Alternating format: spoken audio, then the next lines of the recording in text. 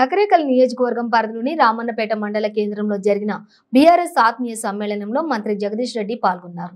ఈ సందర్భంగా ఢిల్లీలో జరుగుతున్న కవిత ఈడీ విచారణపై ఆయన స్పందించారు. హస్తినాలో అసలు లిక్కర్ స్కామ్ ఎక్కడదని ప్రశ్నించిన ఆయన పాలసీని స్కామ్ గా అభివర్ణిస్తున్నారని ఆరోపించారు. ఇక సిబిఐ ఈడీలకు అందులో ఏమీ లేదని తెలుసని ఈడీపై ఒత్తిడి తెచ్చి బీజేపీ రాజకీయం చేస్తోందని ఆరోపించారు. ప్రపంచ చరిత్రలోని ఆధారాలు లేకుండా అభియోగాలు మోపడం అంటే ఇదేనేమో అని పేర్కొన్నారు. ఇక బీజేపీ నేతల ఫిర్యాదుతోని ఈడీ ఎపిసోడ్ మొదలైందని, బీజేపీ నేతల ప్రకటనలే ఇందుకు నిదర్శనమని తెలిపారు. అసలు అక్కడ ఢిల్లీలో స్కామ్ జరిగింది లేదు, అది ఆ రాష్ట్ర ప్రభుత్వం తీసుకున్న ఒక విధాన నిర్ణయం. ఢిల్లీ రాష్ట్ర ప్రభుత్వం తీసుకున్న విధాన నిర్ణయాల్లో మా బీఆర్ఎస్ కానీ మా నాయకులకు కానీ సంబంధం ఉండే అవకాశమే లేదు. మా ఎమ్మెల్సీ కవిత గారికి సంబంధమే లేని విషయం.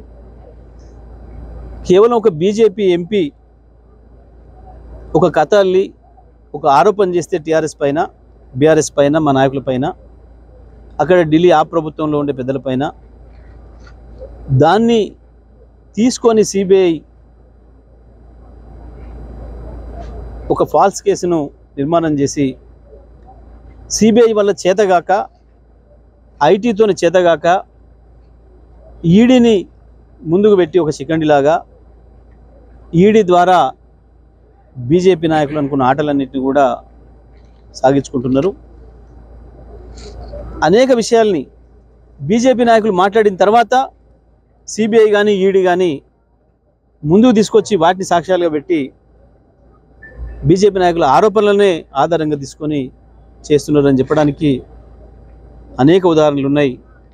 ఆ మొట్టమొదటిగా బీజేపీ ఎంపీ చేసిన ఆరోపణలు, ఆ తర్వాత బండి సంజయ్ చేసిన ఆరోపణలు, ఆ తర్వాత కిషన్ రెడ్డి గారు చెప్పినవి మాత్రమే సిబిఐ కావచ్చు, ఈడీ కావచ్చు వాటిని సాక్ష్యాలుగా పెట్టి వాటిని నిరూపించాలని ఒక ప్రయత్నం చేస్తూ విఫలమవుతున్నారు. తప్పకుండా ఈ కేసులు ఏవి కూడా నిలబడవు.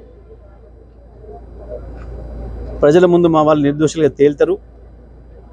బీజేపీ బండారమే బట్టబయలు అవుతుంది.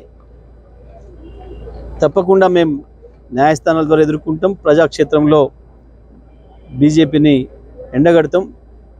తప్పకుండా ప్రజల్లోనే బీజేపీని ఓడిస్తాం. బీజేపీ ఈ కుట్రల వల్ల, ఈ కేసులు పెట్టి భయపెట్టించడం వల్ల ఇతర పార్టీలను అణచేస్తామనుకుంటే, ప్రత్యేకించి కేసీఆర్ గారి ఆత్మస్థైర్యాన్ని దెబ్బతీస్తామనుకుంటే అంతకు మించిన మూర్ఖత్వం ఇంకొకటి లేదు. తప్పకుండా తొందరలోనే బీజేపీ బండారం బట్టబయలు కావడం జరుగుతుంది.